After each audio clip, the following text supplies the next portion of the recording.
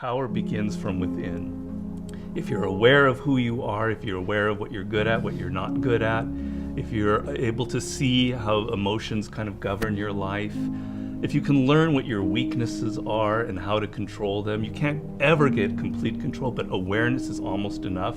Slowly through this process of knowing who you are and understanding other people and how they operate so you don't make stupid mistakes in life, you can increase that little tiny margin more and more and more, and you will be a person of power. Law number 1 in the 48 Laws of Power is called never outshine the master. And almost every single person in the world has violated that law, myself included. Basically how it works, you're so eager to impress your boss or whomever in your new job that you try so hard that you make him or her feel insecure. Like maybe you're younger and better than they are, and because of that, you're fired, or something bad happens to you, and you never know why. Do you think meditation is allowing you to make more interesting connections because of the quiet? Yes, I mean, I'm not going to go too deeply into this. It's a theory of creativity that's not my own, but that I use a lot in mastery. And basically the idea is that ideas are generated in the unconscious. They're not generated consciously. Your conscious mind is very limited what you can hold in your memory. Right. But unconsciously, in your subconscious, when you're asleep, when you're dreaming, the mind is filled with thousands upon thousands of ideas and things that are there, that are lingering there. And connections are being made all of the time. And occasionally those connections float up to your conscious mind and you have a brilliant idea about how to do something. 1 out of 10 people are like great manipulators.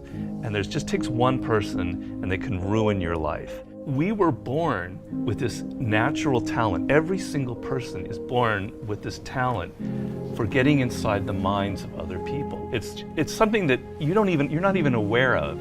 How do they need to conceive of that? To what end are they using that skill to make their own dreams come true? First thing is you're not aware of this power that you have. You're walking around in life, I'm not critical because I'm the same, sort of sleepwalking. You're inside hearing your own thoughts day in, day out, like a continually, circling loop in your head. And you're not aware of the fact that if you stop that and you look at other people, a world opens up to you. So what's the first component of that world? Nonverbal communication. 95% of what really matters in communication between people is not through words. Words are used to deceive you, to disguise what people are really thinking. What are just a step or two that they can take down that path starting today? The first thing to understand is the most important, and that it is a skill. If you want to play the piano, you can't just sit down and suddenly play. You've got to practice it. You've got to practice it every day. And if you practice an hour a day, you're going to get better at it. Why are children able to learn and an adult can't? The reason is children don't think that they're superior. They don't think that they already understand the world. They're this small. They're weak. They're defenseless. They have to learn or they're going to die. They have to learn how to speak the language. They have to learn what's going on with their parents, or they're literally going to die. Do you have tricks that you use for ensuring that genius does not become a young man's game, that your books truly get better and better over time? Basically, every time I begin a book, I'm deathly afraid of failing. I feel like, it's not going to sell as well as the last book. I'm losing it.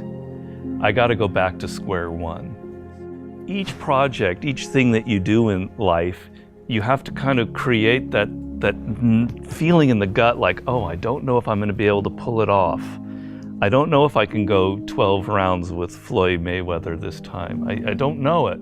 The secret really to success in life, I have to say, is retaining, I talk about this in Mastery, is retaining your childlike qualities. If you're completely a child, that's not going to work. Negative capability is rule number 1 for being a creative person. And if you don't follow anything else in Mastery, that would be enough. The ability to keep 2 ideas that contradict each other in your mind without feeling uncomfortable, without having to come to a conclusion. You can think about something without rushing to judgment and conclusion. You can be in the moment. You can say, well, it could be this, it could be that, it could be that. And you don't have to decide whether it's A, B, or C. You're open to adopting 3 or 4 different viewpoints. If you love music, don't quit your job and play guitar. Like, you're gonna have a hard time feeding your family. But you have advice for them. What is that advice? Yeah, but people say, live your passion. So these are cliches, and nobody changes their life based on a cliche. You've got to do hard work, and to do hard work, you have to have a roadmap. Somebody has to show you step to get there. Working for yourself, starting your own company, doing what you love should be everybody's goal. The process begins by first knowing what you really love. And believe me, I do a lot of consulting. A lot of people have no self-awareness. They don't even really know what it is that they were meant to do in life. They loved music when they were a kid, but then they got into law or whatever because of their parents, and then they don't know who they are anymore. Well, do I really like music? You got to go through that process first of figuring out what it is that really connects to you in a deep, visceral way, what you loved when you were a kid, what still excites you. Once you go through that and you understand it and you've got some clarity about it, okay, how do I incorporate that in my life? So if you're 23 years old, it's a little easier. I love music, but I'm not a musician because I've not been practicing. I just love music. But I have a real good sense of business. I've been studying business and I have an MBA, etc. Okay, I've got to now find a way to craft a career that combines my knowledge of business and my love of music. And if I follow that and I do it smart and I plan it out, eventually what starts out with more business than music will end up becoming more creative as I get better and better at it. How do you prepare somebody to survive that initial stage of boredom and pain? Well, pain is great. You've got to embrace pain. Pain is pleasure. You've got to make the connection between the physical and the mental. Well, you know that when you're exercising, when you're running or you're working out or whatever, it hurts, but it leads to something pleasurable. You have to be able to translate that to mental things. And if you make that switch in your mind, it is mind-blowing what can happen to you. Who are the most messed up people in the world? Spoiled kids. Kids who are given everything, who have a rich father or mother and they don't have to work or try. They are the most messed up people you'll ever meet. Each person, I make this point in Mastery, is born unique. And it's kind of one of those cliches. Yeah. But there's science to it. The science is your DNA will never be repeated. The way your brain is wired will never be repeated. Your experiences in life, you're one of a kind. And it's an amazing thought if you think about it. Of all of the billions of humans that have lived and will ever live, there will never be anybody who is wired like you are wired. And the problem in life is as you get older, you can become more and more like other people. You spend a lot of your time thinking about what other people like, and you're not aware of what you like. You go into careers because you listen to other people. If you look at all of the brilliant people who've succeeded in life, if you look at a Steve Jobs, you look at an Elon Musk, etc., there's nobody else out there like them. You're never going to be able to pinpoint one other person like them. They are completely unique, and those are the people that end up having power in the world. So if you're going to be able to create that website, that blog, that whatever it is, that startup that is different, that has its own niche and reflects you, something good will happen from it. Control people's perceptions of reality and you control them. It's a great military strategy. Comes from the great Colonel Boyd, who invented what's known as the OODA loop. And he came up with the OODA loop, which means orientation, observation, decision, action.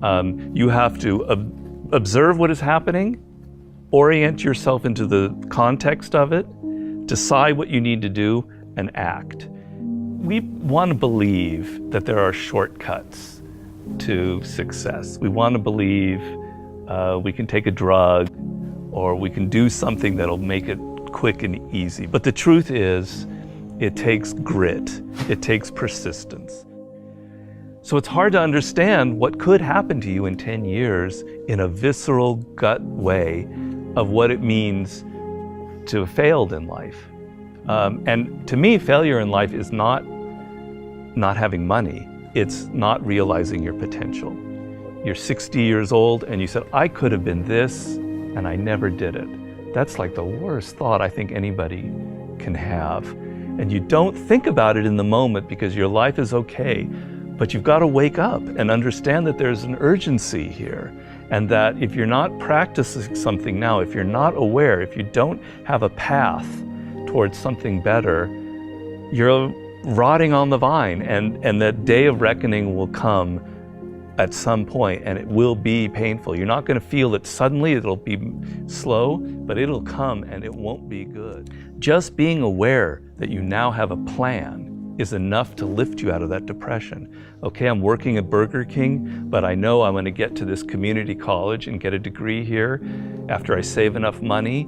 Having a goal is like, will change you completely from being depressed or not taking care of yourself to being energized and moving in the right direction.